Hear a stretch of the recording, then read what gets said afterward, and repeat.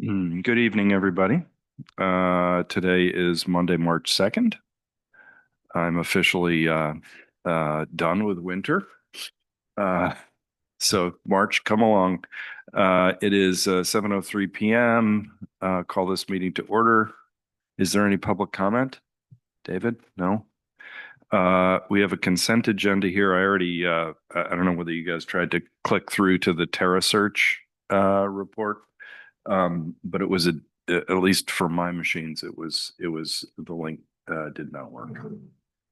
Okay, so we'll get a new one up there. It is a large Yeah, file, I really want to read it. so It's not. it may also need a minute to load, but we'll double Yeah. check. And it's Yeah. worth reading if anyone has a minute. Well, maybe I didn't actually pay my Access Plus bill. It wouldn't download a large document. There were a couple of things on the consent agenda I want to address. Yeah, Based on- please. First, let's guess, is Nancy in?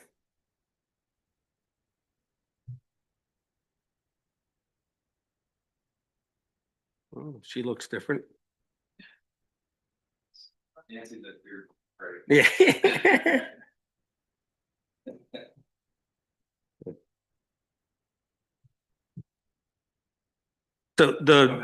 Yeah, there's just a couple of quick things on the letter that I think we got from Chris Waffle on the housing. I assume that's from the board. That's with support of the Block Island Housing Board also. I'm glad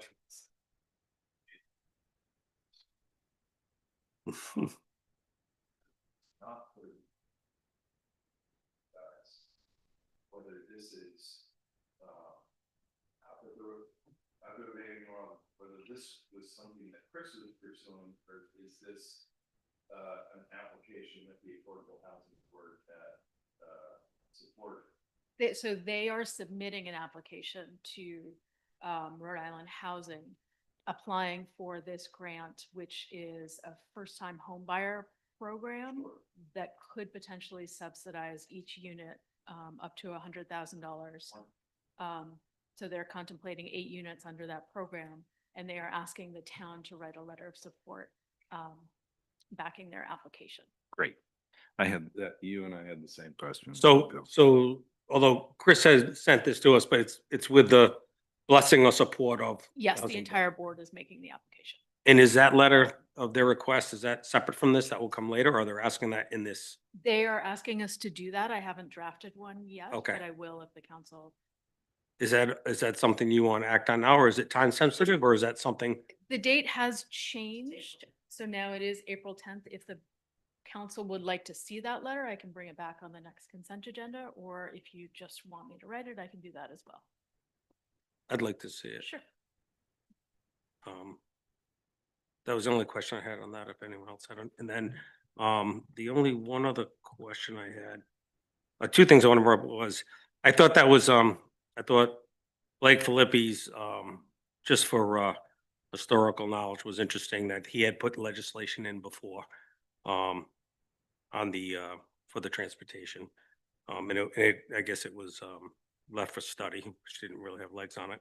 And then the last one was the, I just, when I read through the utility district on they're looking for a borrowing authority for 1.7 million.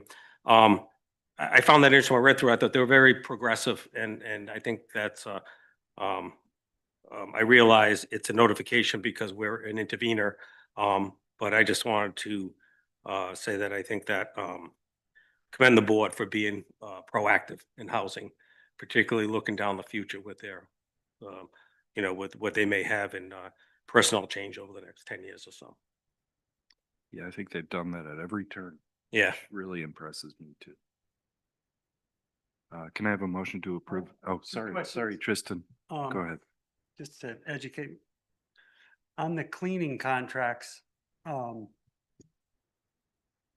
the frequency that they visit these town buildings, they're different as the season progresses, correct? Correct. Well, there are 2 contracts there. The town buildings, Yeah. like this one, is consistent all year.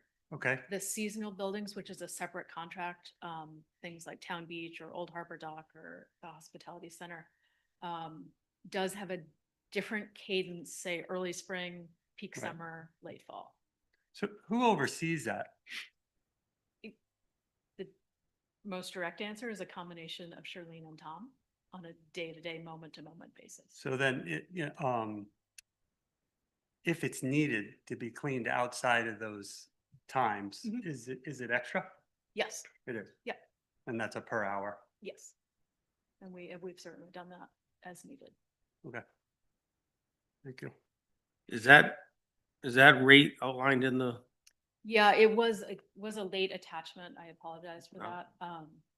It was actually in your packets as well the week before. So the first one, cleaning town buildings, that's the vendor that's been doing that for quite some time. I believe we only had that one response.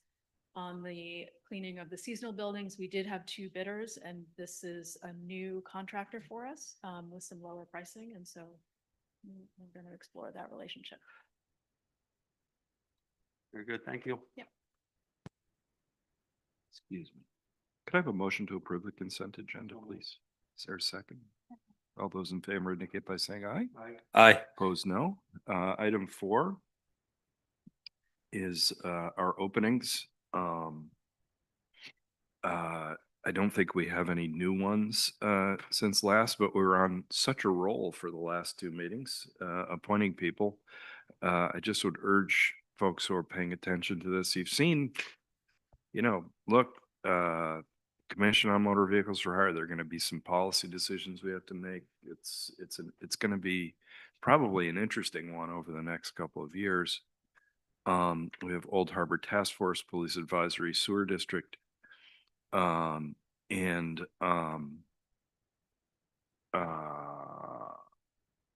a lot on the Sewer District. Have these are these openings, or are there people who are going to re-up there, Millie? I'm sorry. Everyone's going to be re-upping who is serving now. But we still have. So this- we do have so we will have a vacancy as an alternate, a Right. vacancy is in an Right. alternate in both positions. Great.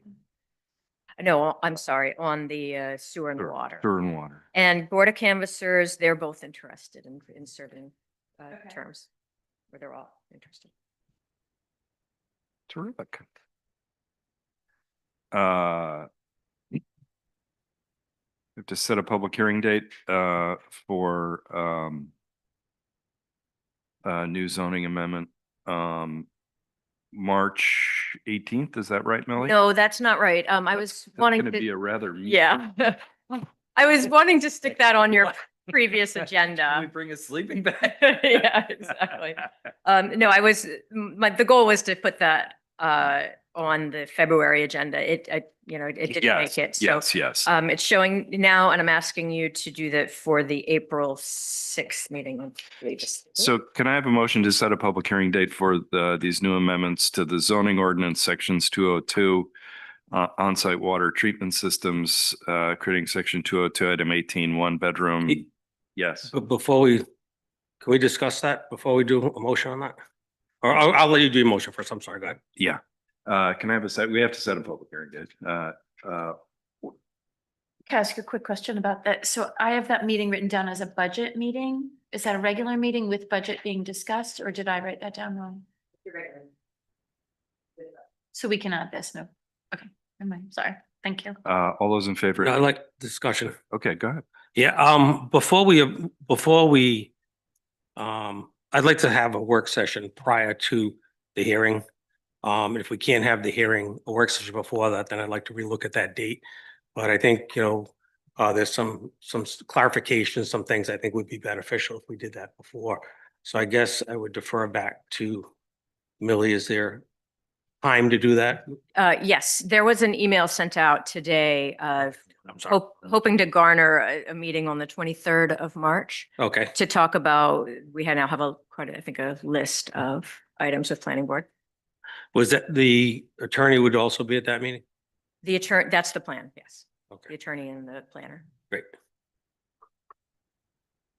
So that's set for, I'm sorry, the date we It's looked March at that? 23rd. Yes. Actually, I'm looking for a response. So it's the 23rd of March at 3:00 because we have evening meetings there. Okay,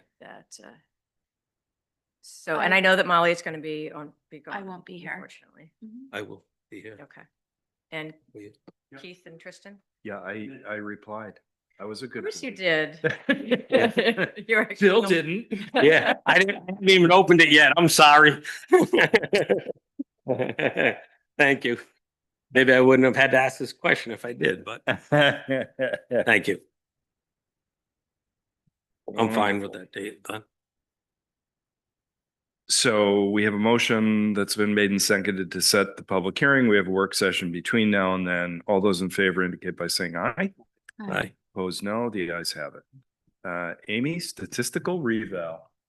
Yes. It's a good name for a band. Really nerdy. Bunch of finance fan. former finance directors. Our next conference, I'll Yeah, right. suggest that for somebody. Yeah, we wanted to talk just a little bit more about what's happening. We do have a statutorily required statistical update every 3 years. So that'll be, it's happening now effective 12/31/25. So it'll be reflected in the tax bills that go out this summer. A statistical revaluation means it's based on analysis of sales data. So they're not going to every property and visiting every home.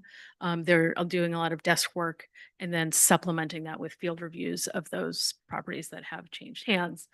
As I mentioned last time we met, the preliminary residential analysis is complete. The most significant change is in the land curve, as we talked about, where the increase is running over 50%. Which is pretty significant. They are still needing to do the field review to confirm that data before those numbers are finalized. So that value may change, but that's being in the land side, that's going to impact just about every property substantially. so the land portion they're saying is running almost 50%. Yeah. And I remember at, I think the last meeting, because I listened to that, where people, the mill rate would make adjustment for what there might be. However, the state property tax, the Taylor Swift tax, is not based on a mill rate, that's based on a flat rate.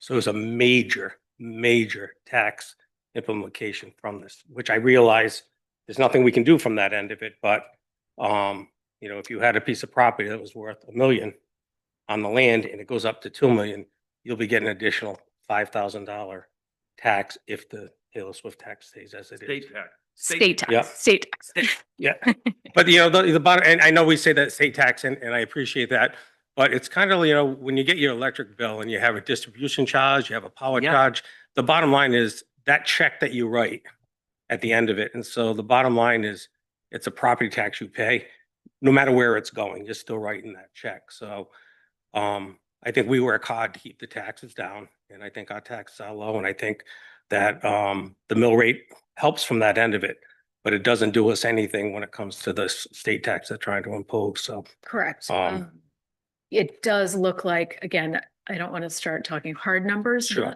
but probably a couple dozen properties then tip from the just under $1 million to just over $1 million. and those that are over it tip Higher. higher. Yes. Yes. So that's on the residential side. Right. Commercial analysis is still being completed, so we don't have a preview yet of the commercial properties.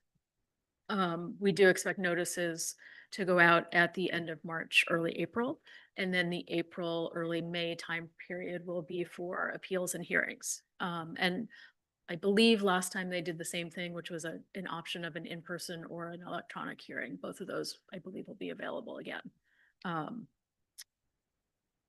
Amy, does on the commercial side, Mhm. like you said, the property, basically, does that follow suit or is it a totally different formula when they're evaluating a commercial building? It's certainly a different set of inputs, and you have a lot fewer commercial transactions in general. Sure. So it's harder to, I don't want to say get a good analysis, but you don't have that much data to rely on. Right. The changes can be sometimes significant if you do have a couple big commercial deals, or they can be less material because just in that period, there aren't as many.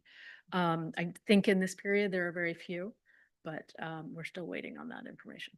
Did they do the breakdown the same, like land and building, or is it a different formula that they use?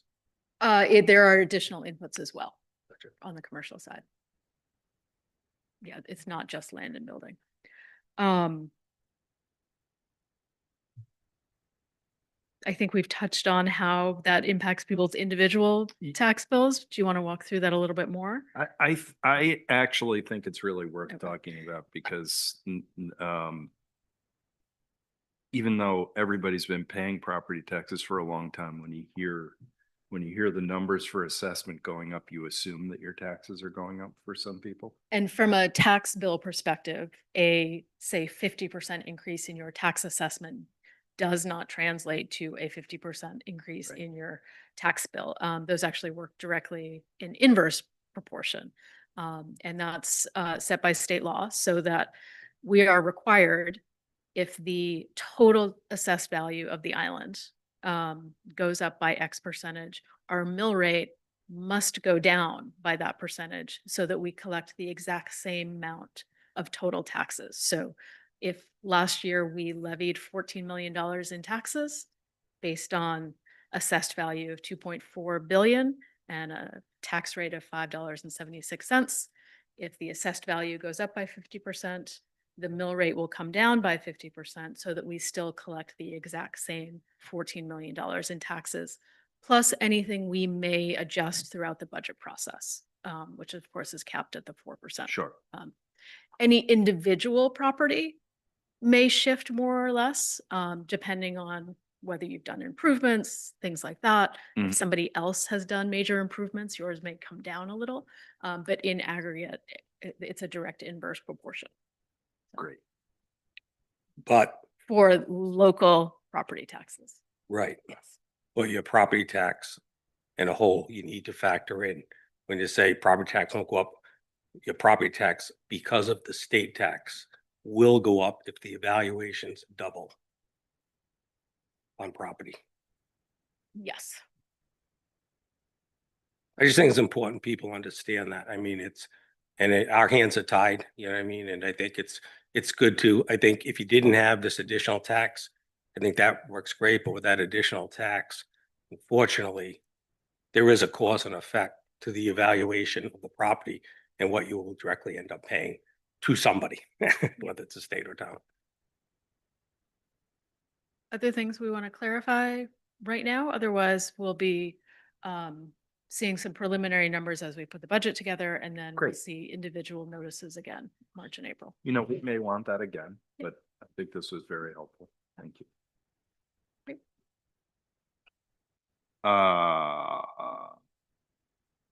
Who's doing the walkthrough of this draft?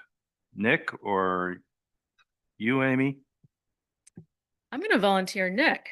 Yeah, I'm happy to do it, Amy. Hi, everybody. Hope everybody's doing well. So maybe a month ago at a council meeting, your solicitors were tasked with putting together a amendment to the state moped enabling legislation.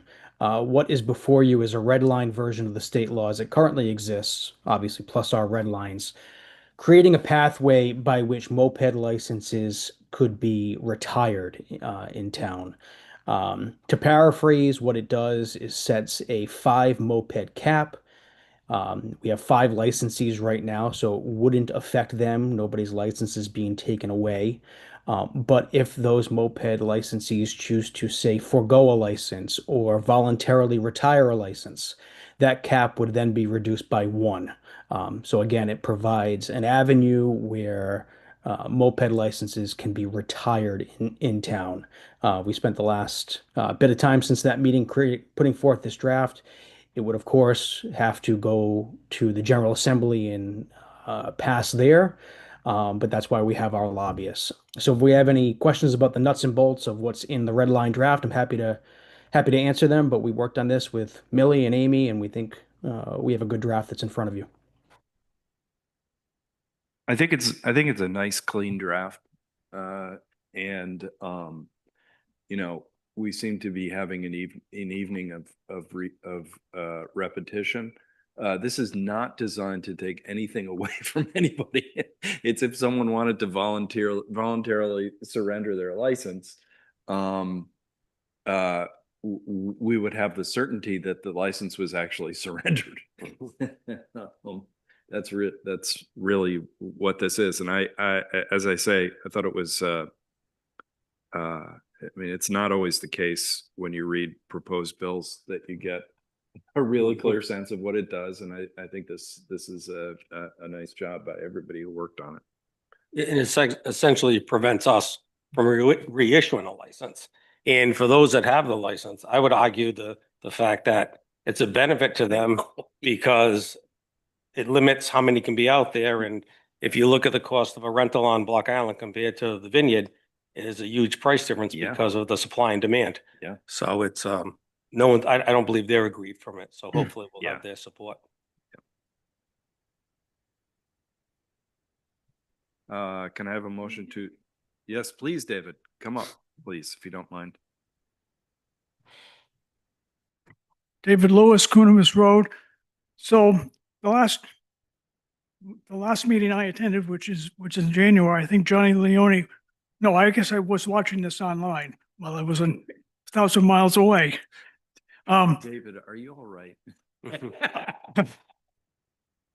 We missed you.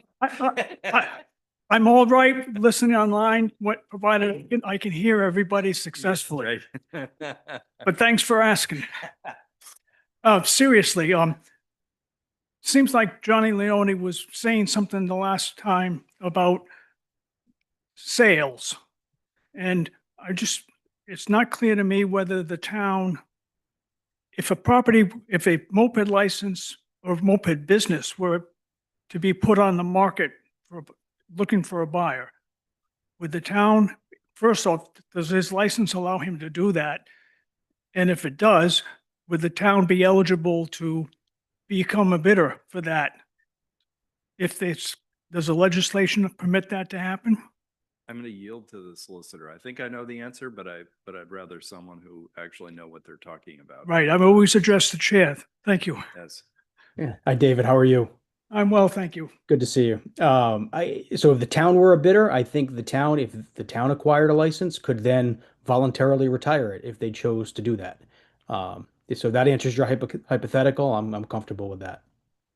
So there's the council and legal opinion was unsure whether we had the right to retire a license, but there's no doubt in your mind that the town has the right to be a bidder if it chose to.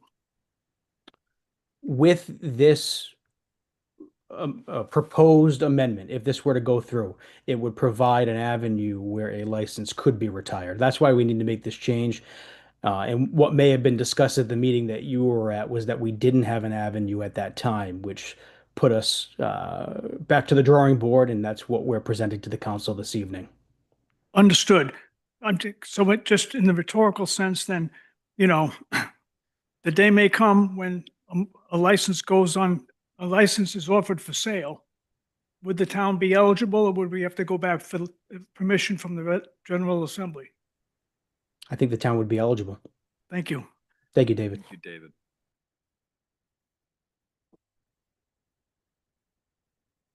Most of these licenses, they change the shareholders in the company is the way they move them.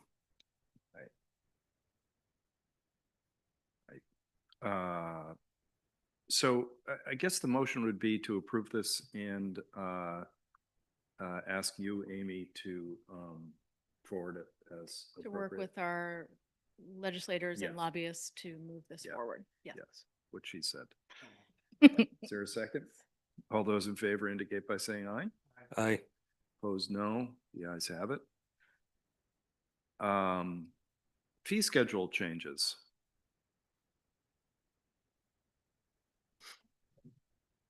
We may wind up with a couple players in this one.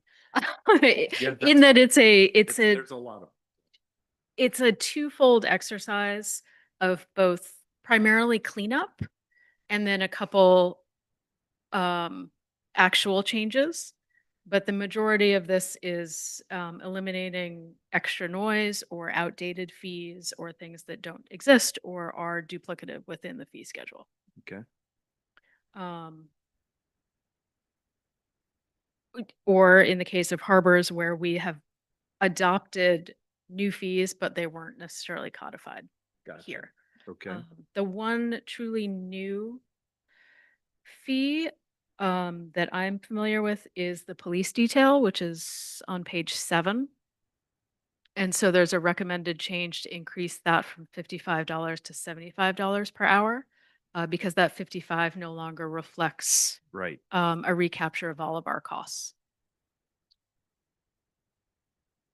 Um, I mean, that's a pass-through fee. In other words, It is. that's if someone is paying the town and the town's paying the employee. We are, yes, we are billing out that detail to a third party who may request a detail.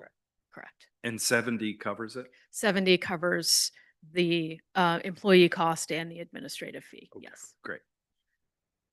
Millie, any others that are substantive? I believe that most of this is just, it is just cleanup. We've collected from all the different departments. You'll see the rec department had a lot of changes just because it hadn't been addressed in a number of years. As we go into the burial, there is something new there. There's a new section that should be open and available for purchase this spring. And with that new section, we are, or Mike is proposing some new fees. And he's calling that the old section, the lower section, and then the new section is the upper section. So and that's just because of the location in the cemetery. So the new section is actually kind of up on the ridge, whereas the existing, mostly rolls down into that swale in the cemetery, if you're familiar with it. Okay. So lower section where you did some increases to that, to those fees maybe 2 years ago, making a resident and a non-resident fee. We're not suggesting any changes to that. If you go to the next page, which is page 12, you'll see that's what's referring to the upper section. That is the new section. We're proposing some resident and non-resident pricing, including the taxpayer discounts for non-residents. And so the fee structure is similar or is the same as the changes that were made about 2 years ago. It is an increase, and that is due to the desirability of the location. Millie, can you explain, the additional taxpayer discount with that? Sure. So the choice of the reason it was chosen to do an additional taxpayer discount was to provide some kind of a discount for those who are non-residents but also still pay taxes here. But a resident benefits from that as well. Gotcha. If they're paying taxes. So that would be like if someone had a summer home and they pay taxes, but they're not a resident, they would get that discount. Yeah, they'd be paying the non-resident fee, but they would get a discount. Thank you. The other question I had, Amy, was on the alarm fee, which I thought we had before. Is that new or is that? It's not new. It's in 2 sections. So are you looking on page 1? I will be. Or are you looking on, let's see, Tell me where you would prefer I start with, because, toward the back is the majority of the alarm fees. right, the municipal alarm fee of $350. So are those yellow ones, are those all proposed? On page 1 where it says, annual municipal alarm monitoring system. And I assume this is the alarm system that you have a fire alarm, and it's a direct ring into the station with the box we have. Yes, those are not new amounts. They're the previously existing amounts. They're highlighted? The 350. Okay. So Other I think they're highlighted because the one above was taken out. Oh, okay. Gotcha. Yeah. So I'm sorry. I was going to say separately, that section of the ordinance is going to come before you pretty shortly, probably within the next 2 months. So we're going to talk about that again and may have to go back and adjust the fee schedule, but it obviously hasn't been changed yet. Because I think that fee makes sense and I have no objection to that, but I was just wondering, so that's like a monitoring fee. And so if I'm monitoring the harbor side, for instance, or, something, say the Spring House, something of a lodge hotel, Mhm. and then you may have another business that's required to have this, because it's downtown, and it's much smaller. Has there ever been any consideration to look to see, or is it? No, know- because it takes the same technology to connect. Either you're connected Mhm. with that amount of work and effort or you're not. Yes, the initial deployment, you might have more stations, more sprinkler heads, things like that, but the existence of the system is really what drives that. And I think it's important I mean, 350 sounds like a lot, but it's not when you divide it by 12. But I think it's important that people know that there's a pretty hefty cost the town has for the equipment. Is that correct? Yes, For the absolutely. dispatch? Yep. And a lot of that helps offset some of that. And not generally those businesses, particularly the larger ones, need to have their own specialist that they're also contracting for. Right. So can be a burden, on that side in terms of having the right technician to manage and monitor the system, which is outside of the town's responsibility. But the unit itself, like the one we just upgraded it, correct? It's been a significant Yep. investment on the town's part. And that Yeah. cost for that unit is, We don't even have a total yet. right, over 50,000. Yes. Yeah. Great. Any other questions, guys? I have some, but I'll wait. On the deer tags and the hunting and fishing. Yeah, those are the state. Those are established by the state. Yep. Okay, Yes. I mostly wanted to make it clear we're not, on the one hand, talking about our tick-borne illness issues and then also increasing the cost of hunting. No, and we still do reimburse the Yeah. cost of tags for I just for wanted to make hunters that clear. as well. Keith, does some of that fee go back to us? The state one that's mandated the amount, does that all go to the state or? I don't know. Right. Okay.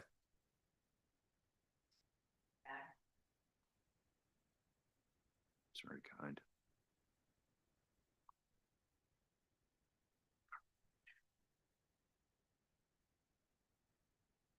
I would, on the water sewer, which I know nothing about, I trust that, I guess this is their recommendation also. This is their annually adopted Okay. schedule of fees and charges, and they actually do a great job of annually adopting that through their budget. So again, we just had old data in our fee schedule. Right.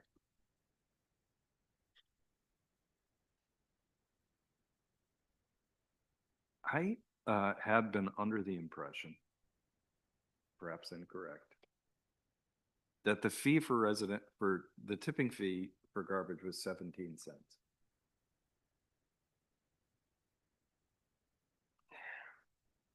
In fact, if you look at one of the contracts we did on the consent calendar, it says the disposal fee is 17 cents.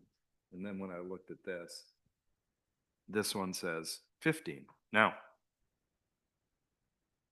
could be totally wrong about that, but that was my recollection. You can double check that. Yeah.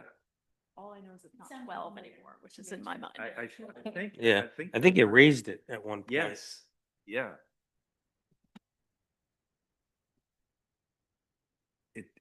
This is a while I back. think we did 17 like 2 years ago. Right. Something like that. I'm sure Sean will know.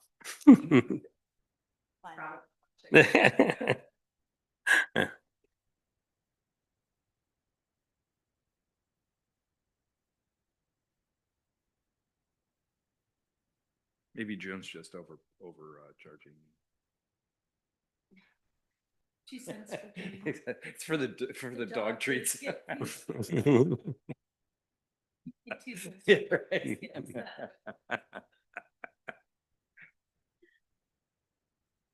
I just want to make sure if we're going through this exercise, it's accurate.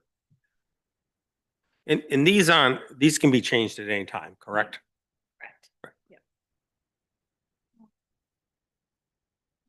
Just a quick question about on the harbors. It says resident charter boat fee. Oh, never mind. Charter, no. Can you have a charter boat if you're not a resident? I'm missing that in here somehow. I don't believe you can at the moment. Okay, so there is no fee listed because it is not something you can do. Okay, that's what I sort of thought. Thank you.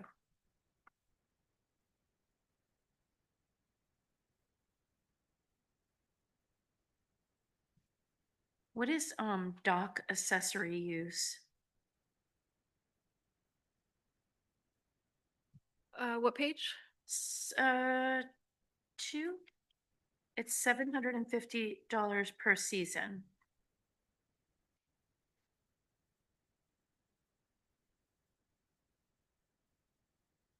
Page is it? 2? Page is it? My pages aren't numbered, but it's the middle. second page, so. Oh, my pages are numbered. I just can't see it. Yeah, page 2. It's We right- can check with the harbor master and follow up. Okay. So I just looked at Firm's website. It is 17 cents. Can we just make that verbally?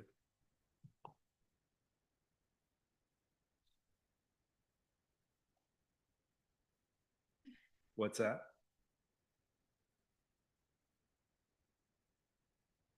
I can remember it. I think I was crabby that night, if I recall correctly. Yeah. No, yeah, well, yeah.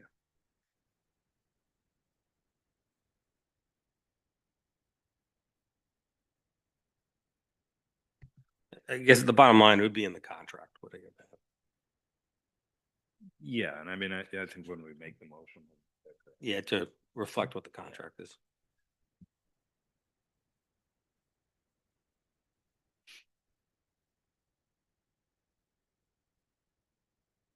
Anything else? Oh, Any the- other questions? the- Yeah, please. The one other jump I did see that was significant was the locker, the tokens at the Oh, locker yeah, was yeah, like a yeah. couple of dollars, $3 and is going up to 10.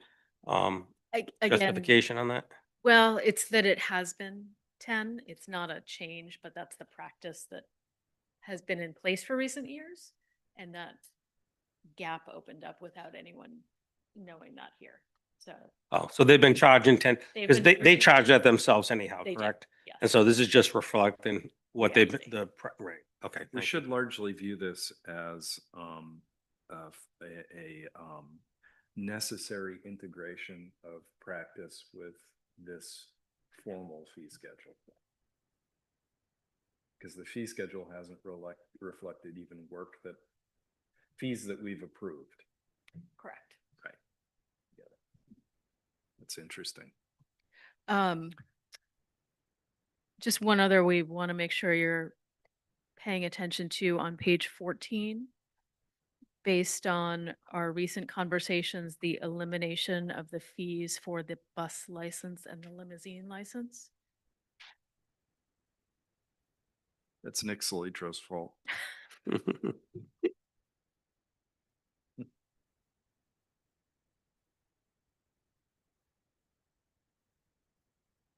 And we have that on the 18th. Is that right, Millie?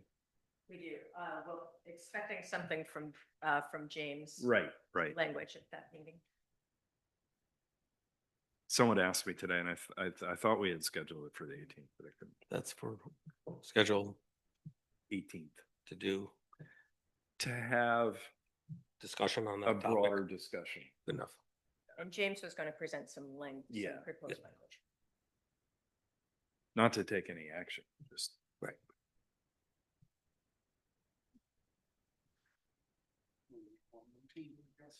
I think one motion with the change to have the tipping fee for trash reflect the contracted amount.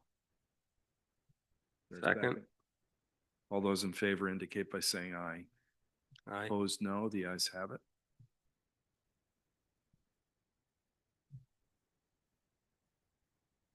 All right. ARPA. Yeah, ARPA. We still- It's still here. We're not done. Oh.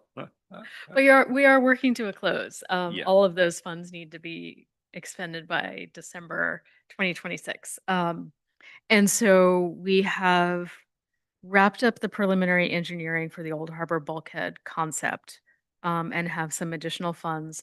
We also have finalized a redesign of the dispatch exterior windows, which were initially contemplated to be entirely removed. And there were concerns about how that would make that space Yeah, for everybody. yeah. And so we have found a solution that puts back a window. I don't have the exact dimensions, but it should be pretty similar to what's there. They do not open, but they are ballistic glass. So it'll let the same amount of light in, provide the protection because they don't open. And that is an important aspect, as well as some other ventilation issues. We're also going to do some fresh air intake changes in that space. The cost of those is running $22,000 to $25,000. So we're asking the council to authorize the transfer of the remaining amount from the Old Harbor bulkhead towards the dispatch center hardening, and we'll be able to wrap up both of those projects.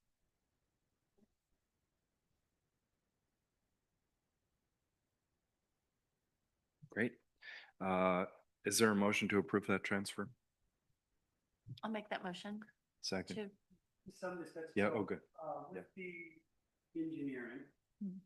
what have we spent so far on the bulkhead project? Uh, Budgeted, right? 15,000. Is that all? Total budgeted last year. Oh, the total we budgeted was 40 and we spent 15. So the next steps. So I- that 40 was initially preliminary engineering and permitting as far as we could get. When we get to the budget process, we'll talk a little bit more about what that preliminary engineering has come up with. And the estimate of that project is pretty substantial, I think higher than we might have been prepared for. And so at this point, I would be reluctant to go forward with any permitting until we've had that more extensive conversation about how much we want to invest in that project. We're also looking at some outside opportunities possibly for funding for that.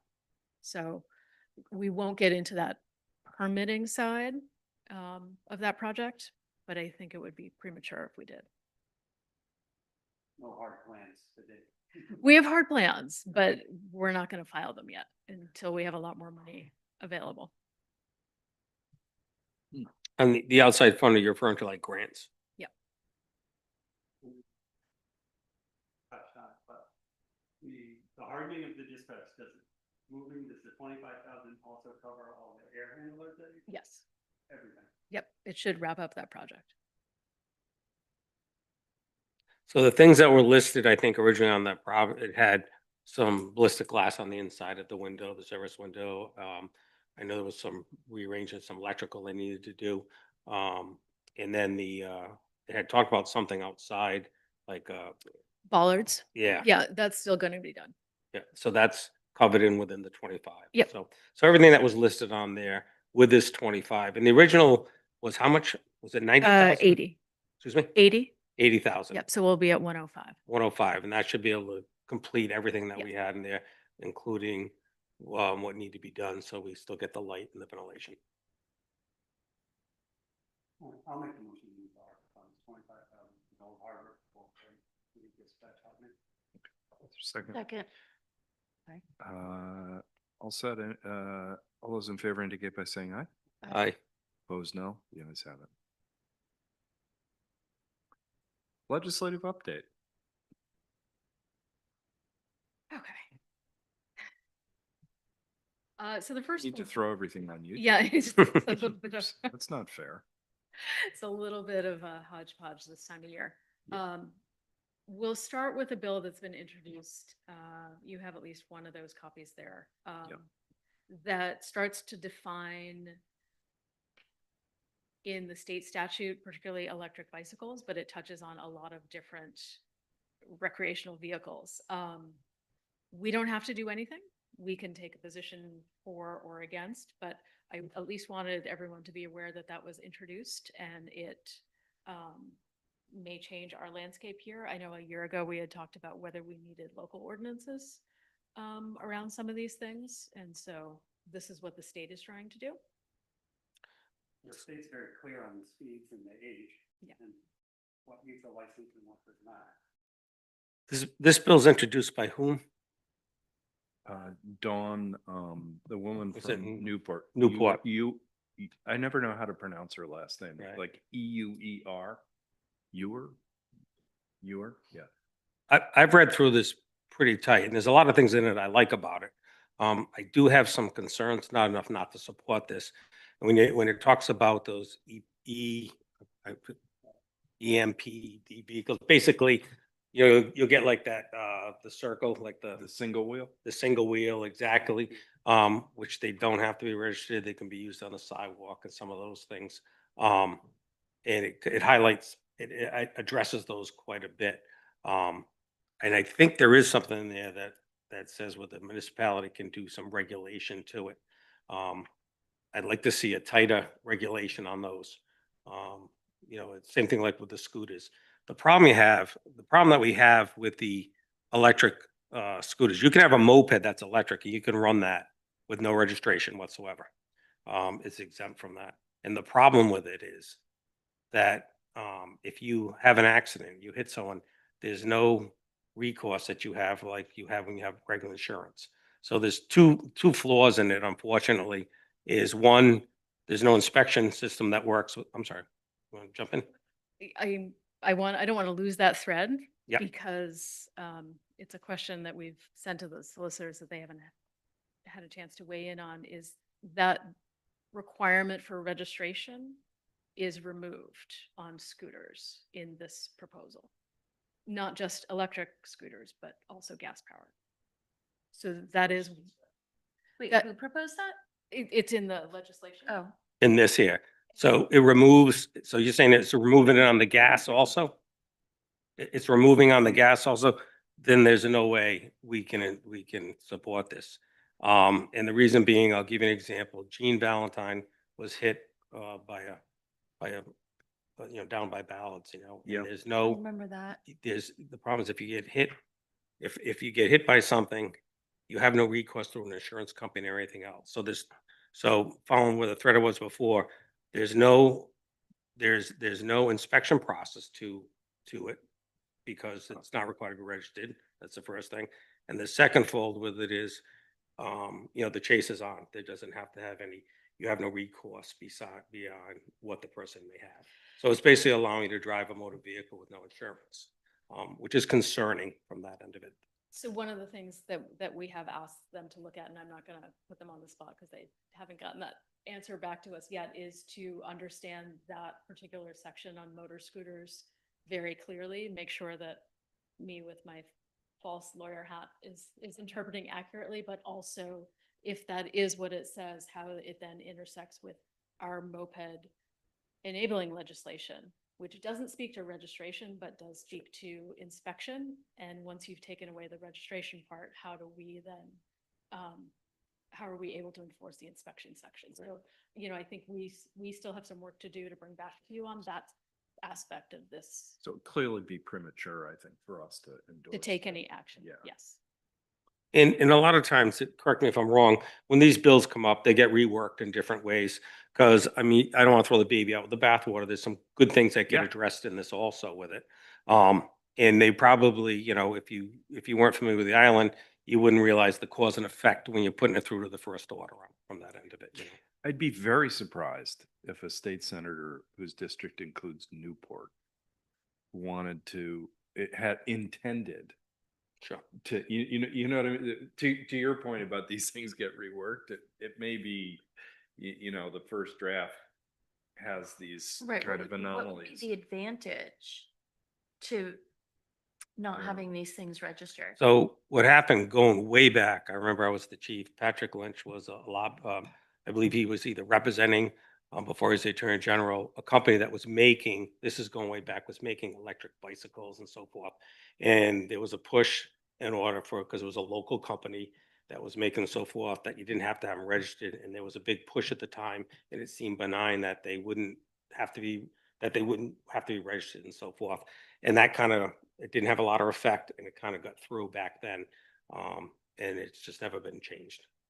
And this is going back probably almost Interesting. 25 or 30 years ago. Because I remember it came before us at the time. I mean, before us, it was brought up at the time when I was on the police department, because I had concerns about it then. And it was, but it was more of a business type, you know, they were trying to support a local business coming through, and this is before they ever took off the way they have now, you know. Right. So I think Amy, if you're asking Nick to, you know, compare this up to what we have it would be great. Maybe get back to us to see where it either conflicts or helps from whatever end of it. I do think it would be worthwhile, just as a strategic matter, for May 4th to approach her and say, Block Island is looking at this. Yep. You know, just so that she knows, so we don't come swooping in at the end Yep. after she's, you know, made I think we changes can to it. frame it as a potential oversight if Yeah. if in fact So- the interpretation Yeah. is the same. Right. And in fact, I think some of these things actually will be beneficial, I think, from her end of it. But that we're not against the bill. We just want to make sure these things get looked at. Other aspects of that proposal?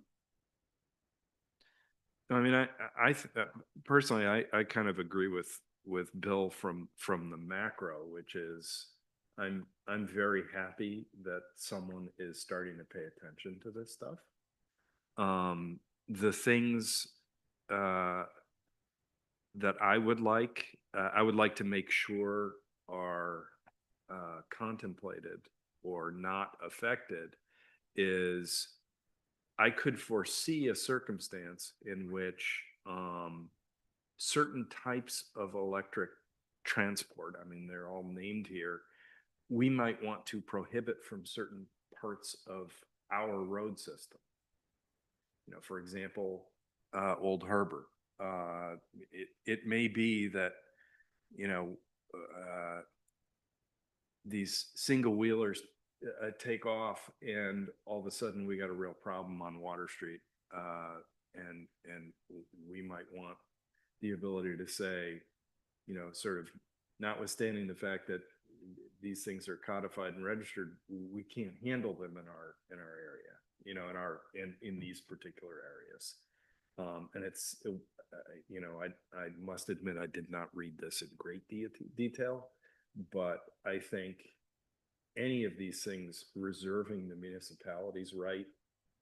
I don't mean to regulate the vehicle, but to regulate where we might permit them. You know, you look at Newport's, actually, let's use them as an example. You look at Thames Street at, you know, in the middle of July. If you have 14 electric scooters zipping in and out of the traffic, that's a public safety concern. And we want to reserve our right. And Keith, a couple of things that she identifies on here, you have to be 16, helmets, and there's a lot of good things. The real problem that we have is, you know, some of these, and there are different classifications of the electric bicycle, but for all intents and purposes, they're electric. Some of these are electric motorcycles. They will go 30 and 40 miles an hour with no issue whatsoever, and there is no age restriction on it. And that's, and you know, it's a concern, not only from, 100%. you know, from, you know, safety injury, but also from an enforcement issue. Yeah, on it also, yeah. you know. Yeah. And we did that, if you look back, when we had rollerblades or roller skating, not blades, skates. Millie, remember the four skates, and those are real popular, Cindy Raby, and they used to rent them and so forth. And we did do an ordinance, and back then, the ordinance was defined that the chief of police could set play areas, is what it was called. So they weren't allowed from, at the Spring House Hotel to, say, it was somewhere on Cornet Road area. Yeah. So that's the type of thing that might be a possibility. too. That's right. That's that. And I just want to make sure that we still have the Have the right right to do that. Because they're only become more popular, not less. I told you guys, I was walking the dog one day on a trail last summer. This guy comes screaming down on one of those On the one wheel wheelers thing? on the trails. I think all these different modes of transportation is gonna, what we're gonna end up having to have is a whole traffic division just for enforcement. I mean, I know. I think that many different devices in the downtown area or just in Block Island in the summer is gonna Yeah. be problematic. Yeah, I agree. Again, that's right. You know, I mean, I think that authority, you know, even if it's just for, maybe our situation is somewhat unique, it's probably, Watch Hill, I'm trying to think of the towns where it has, although urban areas too, Providence, I mean, so anyway, I think the municipalities ought to have Agreed. It should fall in all Yeah, urban yeah, centers. It's yeah, gonna be yeah, a new form of congestion, which unfortunately there'll probably be more accidents and those we're gonna have to be. yep. Moving down the list, DOT, no major updates there. Continuing to work on the funding agreement for the state of good repair, and then silence, as might be expected given the environment, on any capital funding for the garage at this point. Tina has drafted or preliminarily drafted a potential bill that she could introduce on our behalf. I'm working on adjusting some of the language a little bit. So I think on our next meeting, I will share a draft of that and have a resolution for the council to Okay. take action on. What would this bill, The, general timeframe say? it would ask the legislature to identify funding or direct the Department of Administration to identify funding to facilitate the replacement of the deteriorated garage facility. Meaning within the DOT budget specifically for Block Island. All right, here's my wine. WHIN for those walking. WINE. We have a lot of things where, that are priorities, and this certainly is one. This is the state's building, and it really roils me that we could get to the end of the session and we could have legislators saying, but we gave you the money for that building. You know what I mean? Like, I really want this money, but it really honks me off that we're contemplating something where sort of it goes on our. We have to use goodwill to secure it. Exactly. And that'll ultimately be the council's Go ahead. decision. I just needed to whine. You don't have to answer. I don't know. No. That just bugs me. Yes. I mean, really, kind of a miracle it didn't come down. I agree.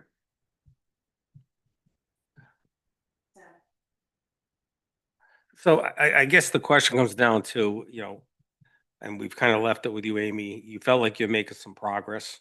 At some point, we're gonna have to, and I don't, doesn't sound like we're there yet. It sounds like you're moving, but at some point, I don't feel like Keith. I don't feel that we should have to be lobbying for DOT's budget.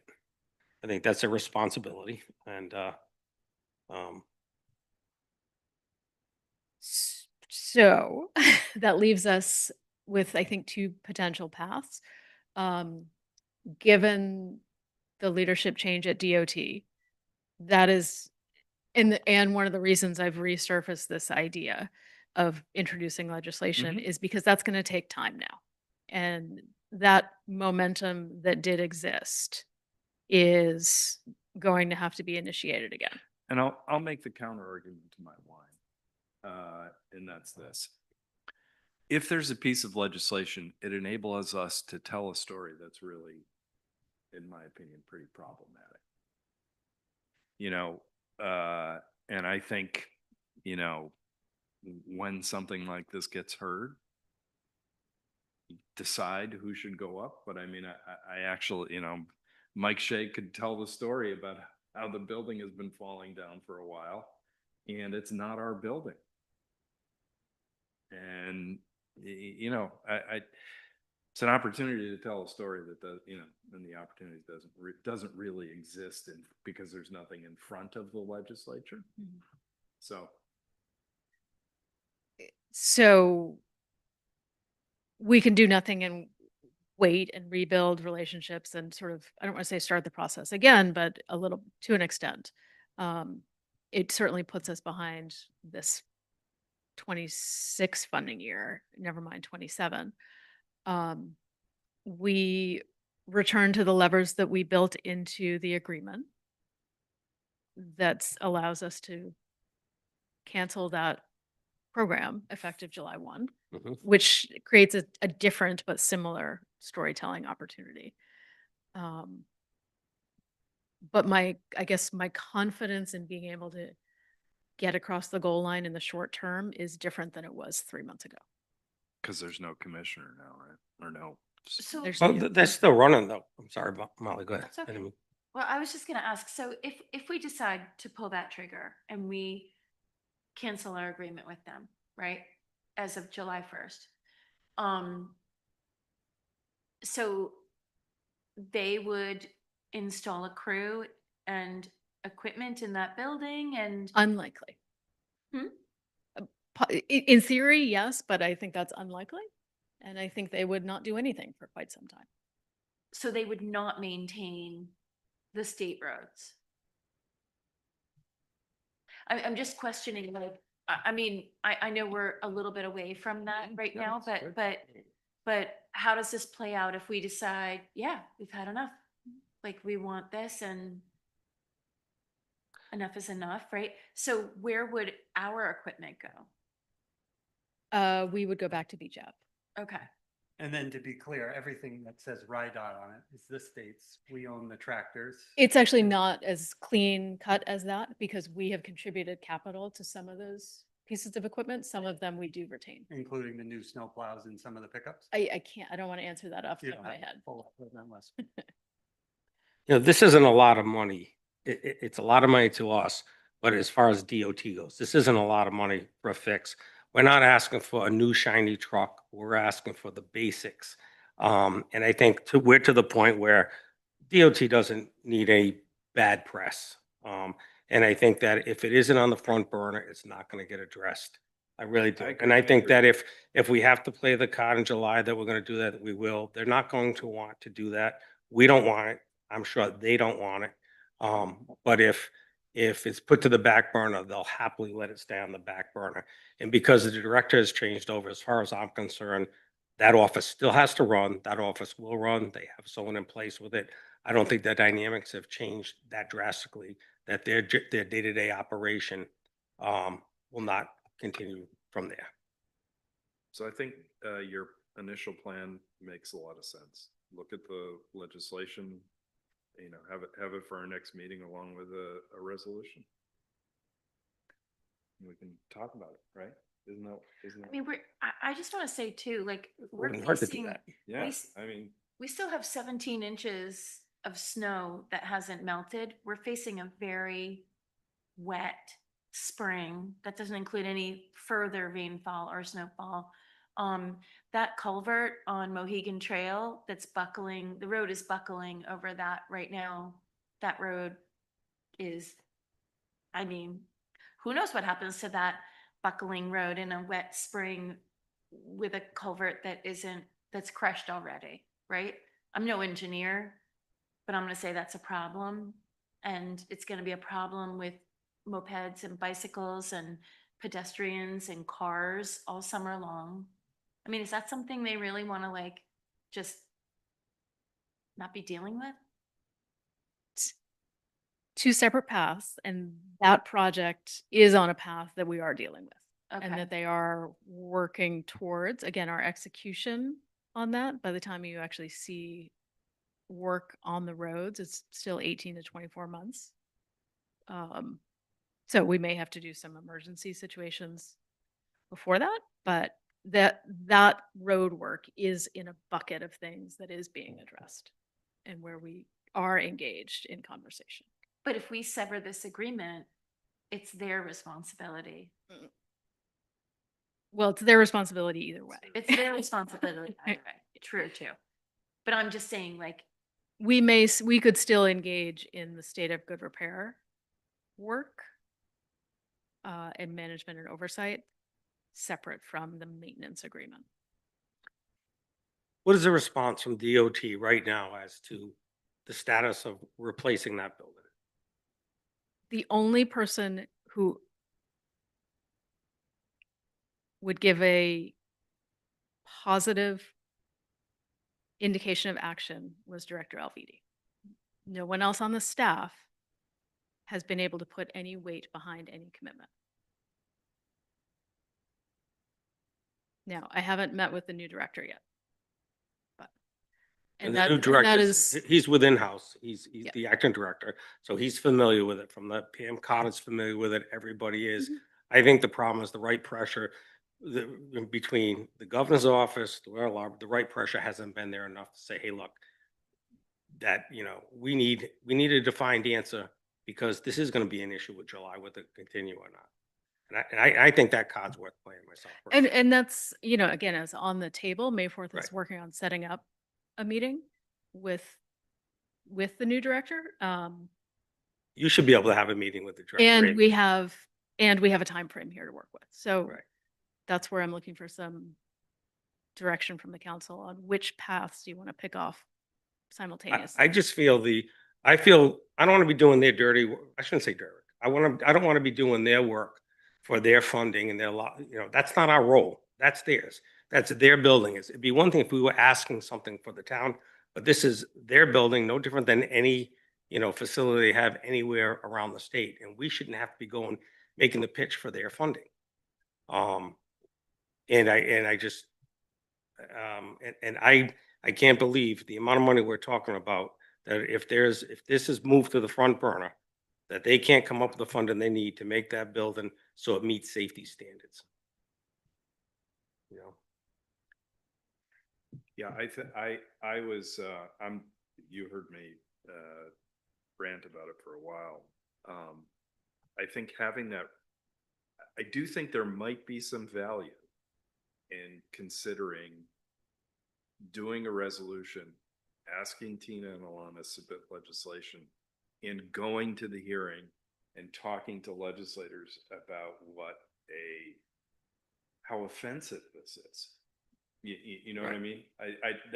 I view it mostly as a stage for, and perhaps a bit of a salvo about the fact that this is not going away. Right. And we're not going away. Well, if we're not getting satisfaction through that, we all should be going through the governor's office. Yeah. It's an election year. It's a hot issue. And the fact is, if it needs pressure from that end of it, then, I mean, I think we've been more than patient from that end of it, to say the least, and we have, I guess I feel like we have nothing to lose, at this point here, so for whatever it's worth. is this normal? That, like, is every town? My sense on DOT type projects like this is yes. Okay. But we're the only town that's contracted out that I know of to do the DOT services. So we have a Yes. contract with them. We are So- unique in the maintenance agreement, Right. but other communities' dissatisfaction with the lack of capital maintenance happening within their boundaries is equally high. Well, I'll tell you what, I've driven around the one in Coventry, the one in Narragansett, and they've been repaired and replaced far more than what we have. Look across from Washington Trust, look over in Coventry, the setup they have there. Look at in Tiverton, there is no way you can compare the deterioration we have compared to, I mean, this was built in, I don't know whether it was the 60s or whatever it was. There's nothing that comes close to what this is. from that end of it.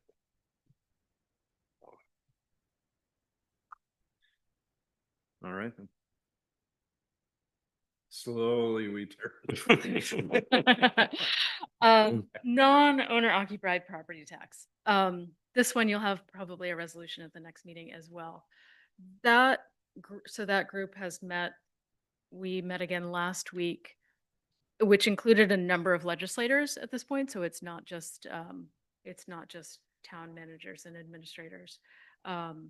A lot of the legislators are getting engaged, and the league as well. And there is finally some light bulbs, I would say, some understanding, particularly of the fundamental element of hamstringing communities when it comes to property tax. So I actually do feel like there's traction growing, and the idea that this could never get repealed is starting to go away as well, because people are starting to understand the scale of it and how much of a percentage of any community's property taxes this is consuming. So those continue to develop. There's another meeting at the end of this week. And so the only reason you don't have a resolution in front of you is sort of those last minute tweaks of what we're asking for. Our part honestly is drafted, which is a full repeal. But I want to understand the landscape a little bit better before I have you send that up. But the good news is other people are starting to really Great. grasp the scale. Thank you for working on that, Amy. So that Amy, are our representatives involved in those meetings also? yes, Okay, great. yes. The other thing, first of all, I appreciate your work on this, and getting, the group together. But I know our clock is ticking on this also. So I just think we need to, as I'm sure our lobbyists And some of the original sponsors of the bill are in those conversations as well. great. So So hopefully we'll have, so are there other communities looking at different, are you looking at collectively doing one resolution?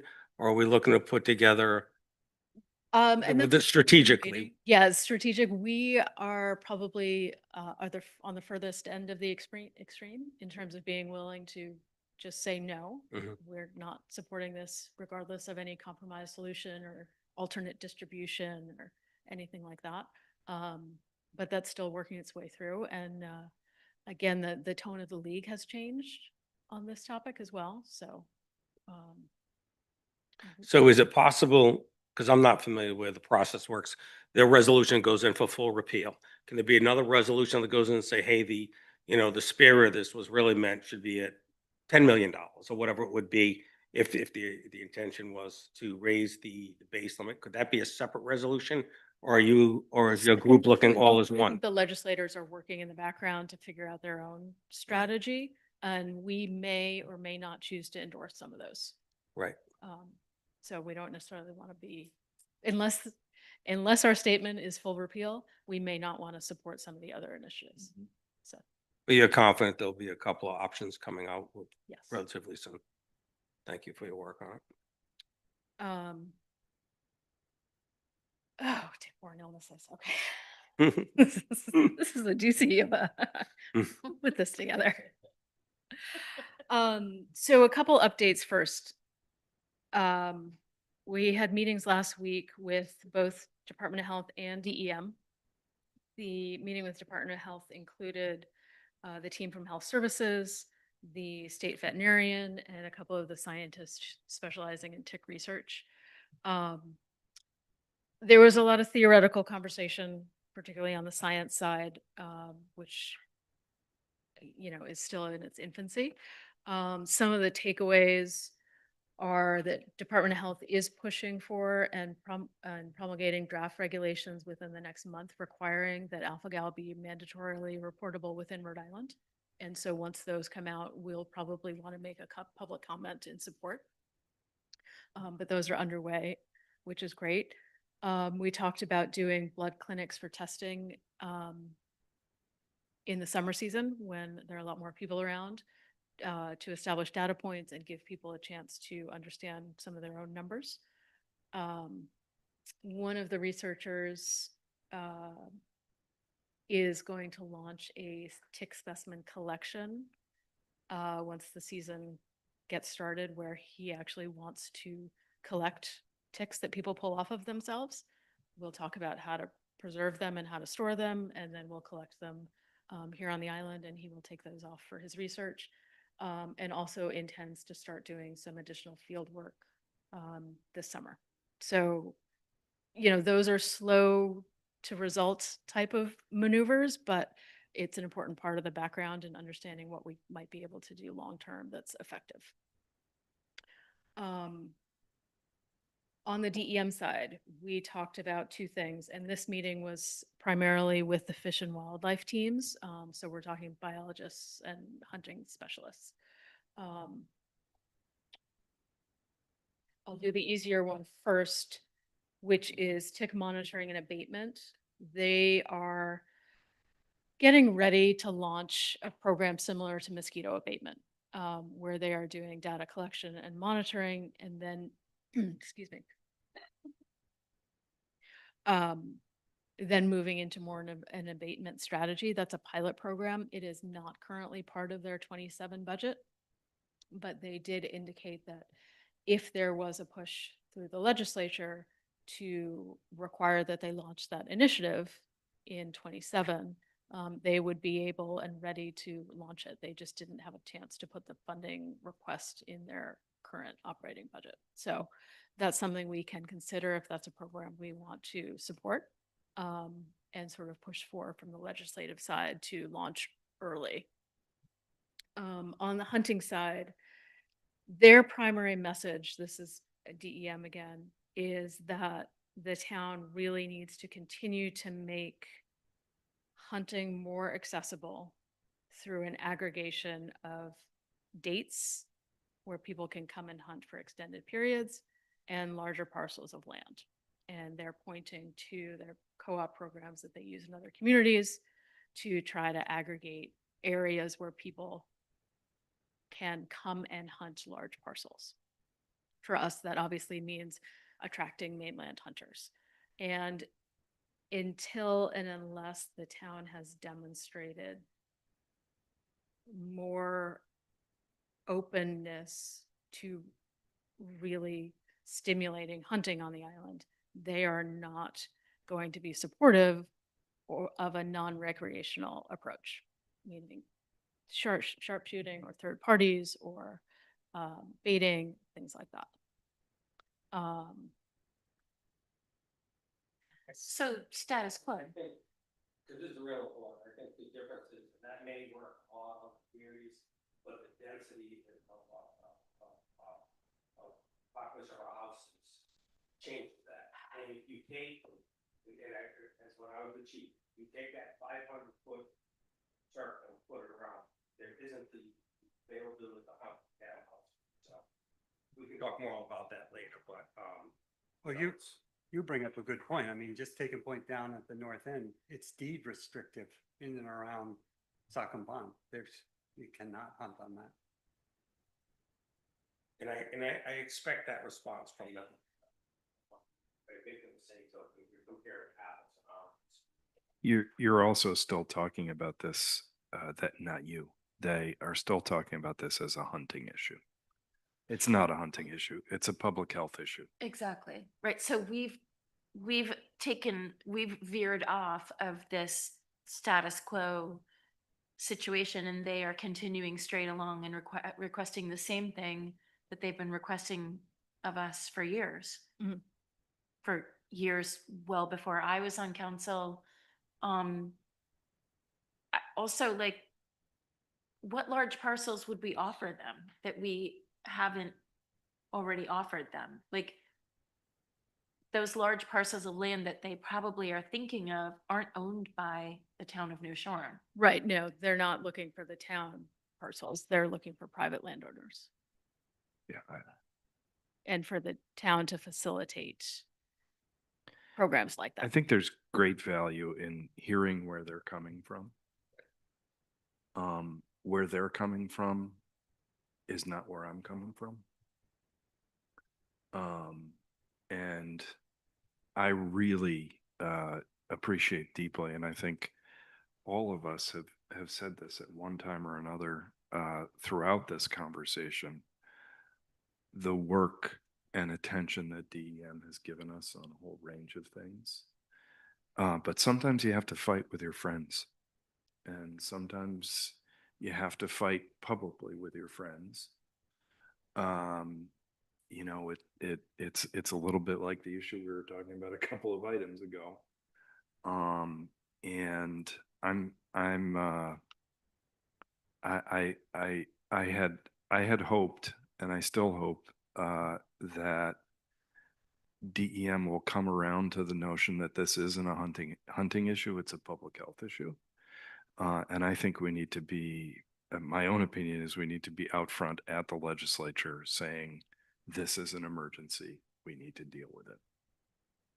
And I didn't mean to derail you where you were going, Amy, because I knew that would be their response, but I agree 100% what Keith is saying from that end of it. So, and I think we knew that was going to be their response from there, and that's Yeah. fine. So, sorry for the derailment on in the middle of your thing.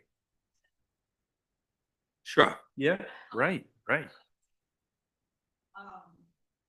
And there, you know, in that conversation, there was an opportunity, thank you. There was an opportunity for us to discuss that the council and the community may want to take a more aggressive stance. And we understand that that's going to feel undermining to DEM's authority. And they acknowledge that, yep, this is going to be contrary to what is our responsibility, and that they are not ready to surrender that authority. And that's how it was a very friendly conversation, but everyone acknowledges that's how that's going to play out. And who was your conversation with?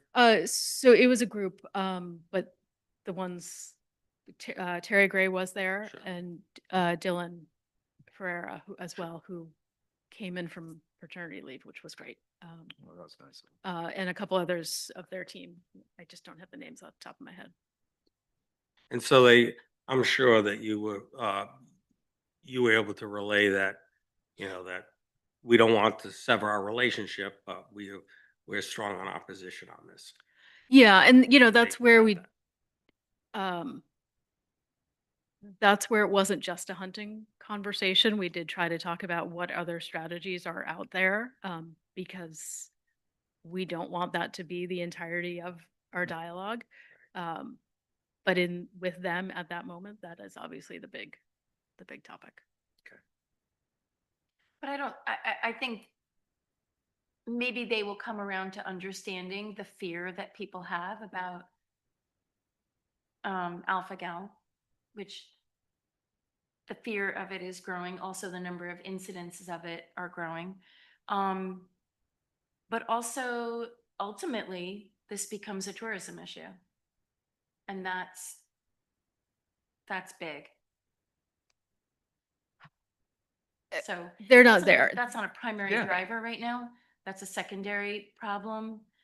But when you tell people that they, you know, oh yeah, come and look for glass floats on our trails, and you might get sick and not be able to eat meat for the rest of your life. It's not the same draw anymore. So it's not a hunting problem. It's a health problem.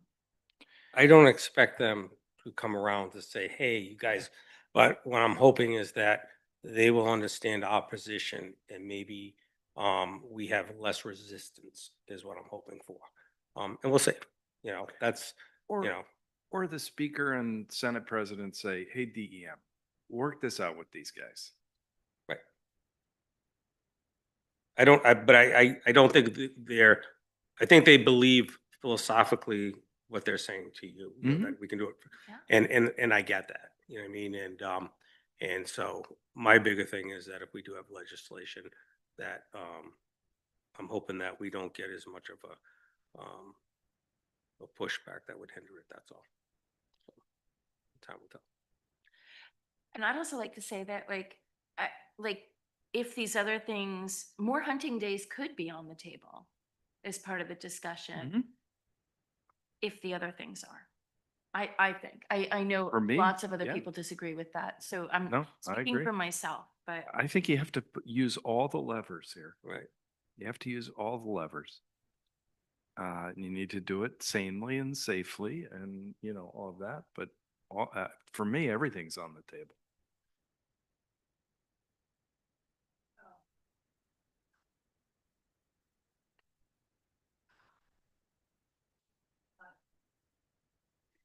This is talking about here in its entire, we'll come back to flyover.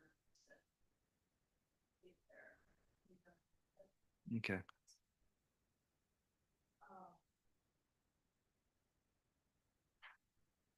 Motor license retirement will do under resolutions. Mhm.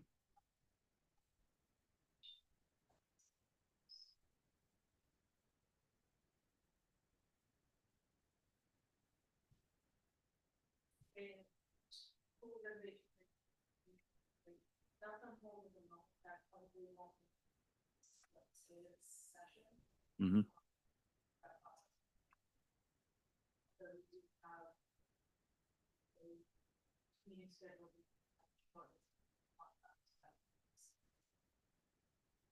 All these elements.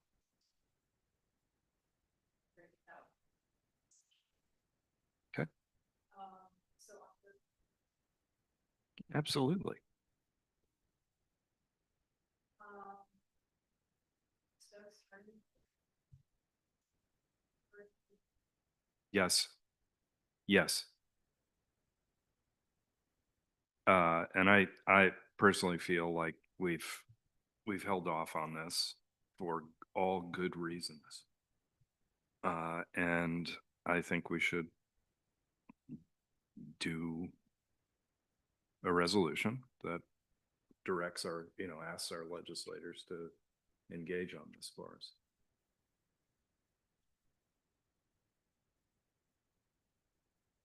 Do you need a motion on that, Keith, or how does this? Yeah. Can I have a motion to approve this resolution? So moved. Or a second? All those in favor indicate by saying aye. Aye. Opposed, no.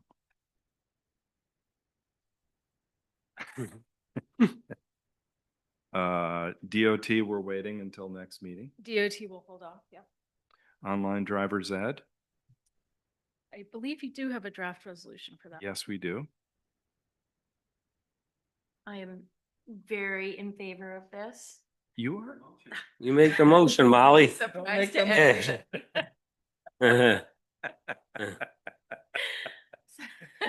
I think it makes all kinds of sense. Hmm. Is there a motion to approve? So moved. A second? All those in favor Aye. indicate by saying aye. Um, non-owner occupied tax, we're gonna wait. We're going.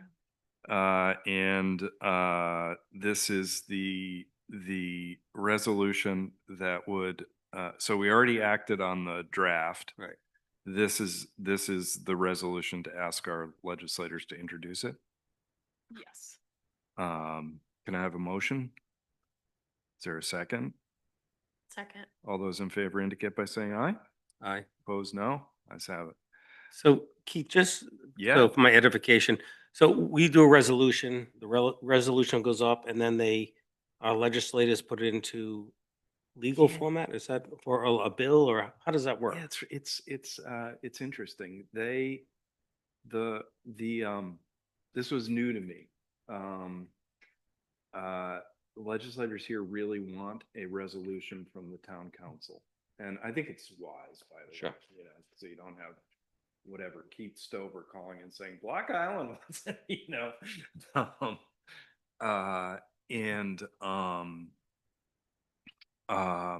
Then I believe they submit the bill to the legislative attorneys and it goes through the process of.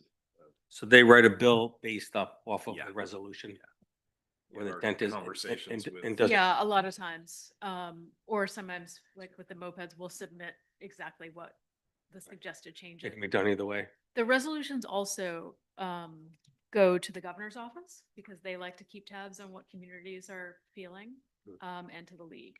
So Gotcha. both of those entities like to see these resolutions as indication of how communities are feeling.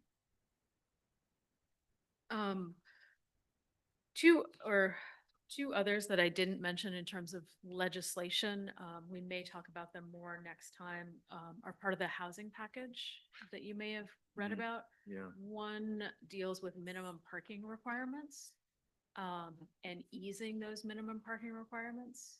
I know the land use office has some concerns about that, and so we may be looking to oppose that one, or at least ask for some caveats and carve-outs.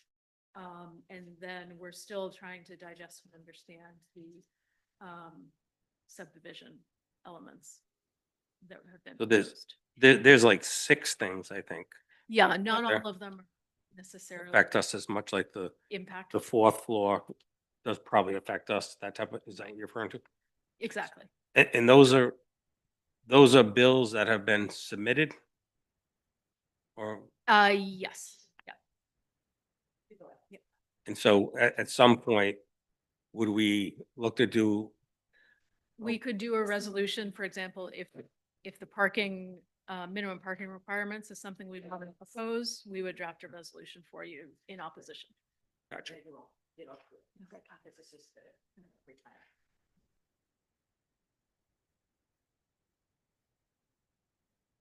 I don't know if we're on to raising future items. I actually think, based upon what I've heard anecdotally, it would be nice at an upcoming meeting and deserved at an upcoming meeting, a formal thank you from the council for the work that a lot of those, particularly the folks from the utility district, did during that storm. It was hairier and more dangerous than, I thought as I was sitting in my warm little house. They never on- stop. On Beacon Hill Road. And I just, I didn't raise it at the opening of the meeting because I think it deserves more than, boy, those folks really did a great job. So I'd like to lean on you, Amy, to get a better sense of, to whom we should address it. But I'll tell you, those guys on the power company side, I think really put life and limb at risk to keep the island together. And we really ought to do something. Yeah, the whole team over there at the Yeah. PIPCO. Amy, did you have a debrief with the DPW after this event? Not the whole group together, but Just DPW in particular, nothing with the power company? not with the power company. Did we have, we can't talk about that. I'll stop.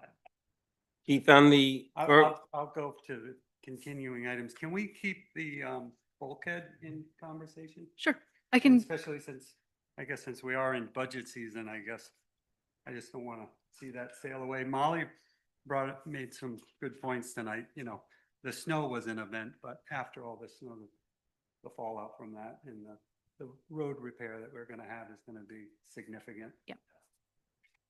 So, I don't want to see that, that project stall completely. So, I'm interested in the private funding and would like to hear a little bit about that. sure, we'll do a standalone update. Yep. Mhm. Thank you. I think our driveway is going to be a major capital item. We're just, this farm may be experiencing the same thing. I would say wet driveway. We're in mud season now. I have a mud puddle. also the, I was looking forward to our closed session, an update on that. Will that be able to be rescheduled? Yeah, Like- so everybody's confirmed now for the 18th at 6 o'clock on that. Great.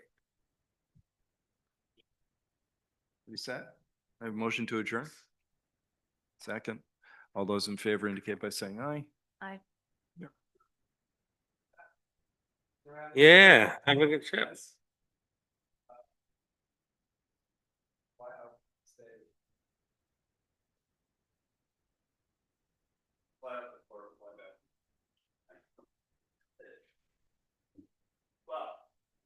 Basic travel I've read.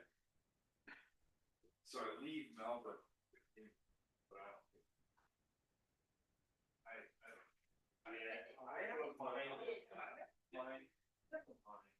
Yes. I have a mind that really struggles to figure out the time that it feels good. But they're 14 hours ahead of me, so it's tomorrow. It's